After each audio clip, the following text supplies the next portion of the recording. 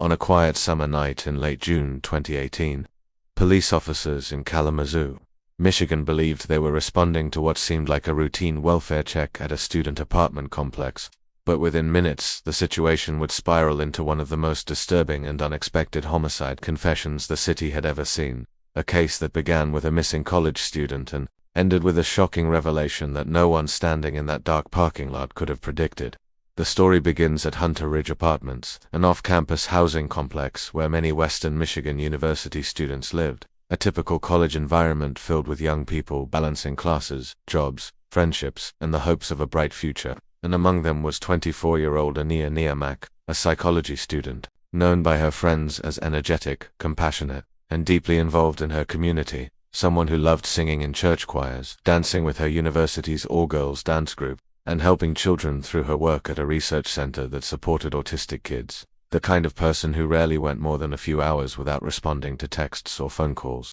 from the many people who cared about her, which is exactly why her sudden silence raised immediate alarm among those closest to her. It had been several days since anyone had heard from Aniah, something that was completely out of character, and when her best friend repeatedly tried to call her, only to hear voicemail every time, worry quickly turned into fear. The situation became even more concerning when her workplace confirmed that she had missed multiple shifts without notice, something she had never done before, prompting friends and family to contact police and ask for a welfare check at her apartment. When officers arrived at the complex in the early morning hours of June 28th, they expected they might simply find a student who had gone out of town or misplaced her phone, but the first signs that something was wrong appeared almost immediately when they spotted Aniah's white Chevrolet Malibu sitting in the parking lot with 2 flat tires and no license plate attached, an unusual detail that raised questions. Even more strange was the discovery that the missing license plate was found attached to another nearly identical white Malibu parked nearby that belonged to a different person entirely.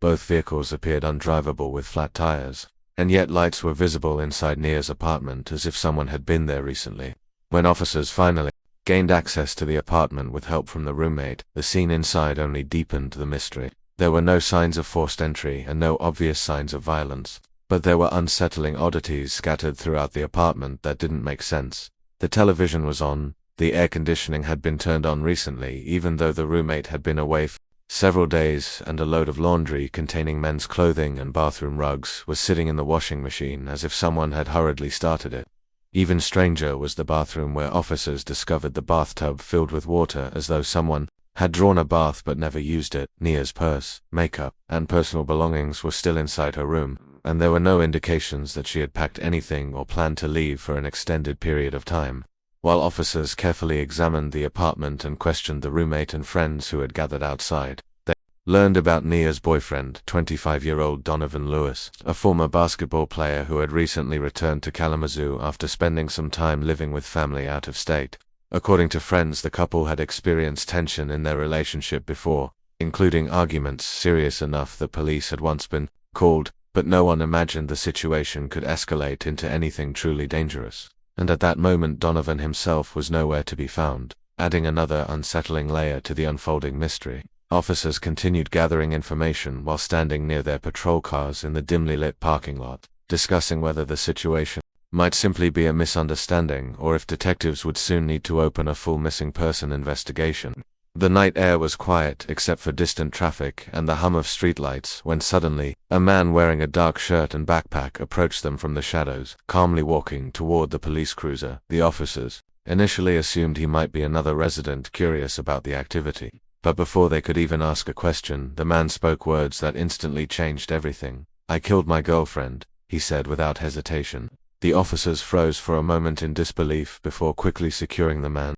who identified himself as Donovan Lewis, the boyfriend they had been searching for only minutes earlier. And as they placed him in handcuffs, Donovan began explaining the events that had led to the shocking confession, describing a turbulent relationship filled with jealousy, suspicion, and arguments about trust and finances. According to Donovan, he had recently discovered messages on Aniah's phone that he believed showed she was involved with another man, a pastor from her church who had been helping her financially and allowing her to use a second vehicle. The discovery had consumed him with anger and insecurity, leading to days of emotional turmoil that eventually exploded into a violent confrontation inside the apartment on Sunday night. Donovan told officers that the two argued intensely about their relationship and their future. The argument escalated until he struck Aniah, knocking her unconscious, and in a moment that would change countless lives forever, he retrieved a knife from the kitchen and attacked her. Afterward, he placed her body inside a suitcase and disposed of it in a nearby creek, returning later to attempt to clean the apartment and remove evidence before anyone realized she was missing.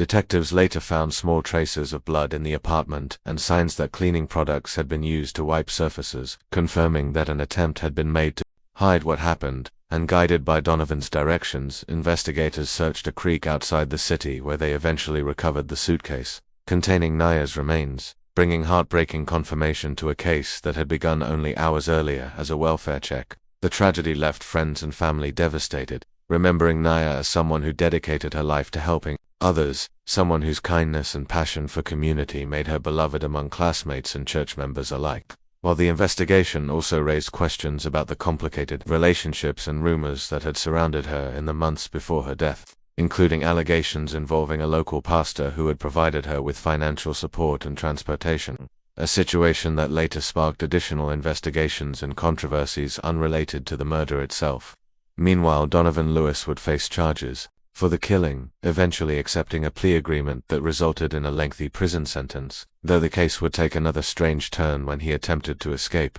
from jail months later by scaling multiple fences in the recreation yard before being captured shortly afterward, an act that only added another bizarre chapter to an already shocking story. Today, the case remains a painful reminder of how quickly everyday situations can transform into tragedy. A story that began with a missing student unfolded with a sudden roadside confession, and ended with a community mourning a young woman whose life was cut tragically short, leaving behind questions, heartbreak, and the memory of a vibrant person who had once filled every room with energy and kindness. A reminder that sometimes the most shocking truths emerge when they are least expected, and that behind every headline lies a real human life, a family searching for answers, and a story that continues to echo long after the investigation ends.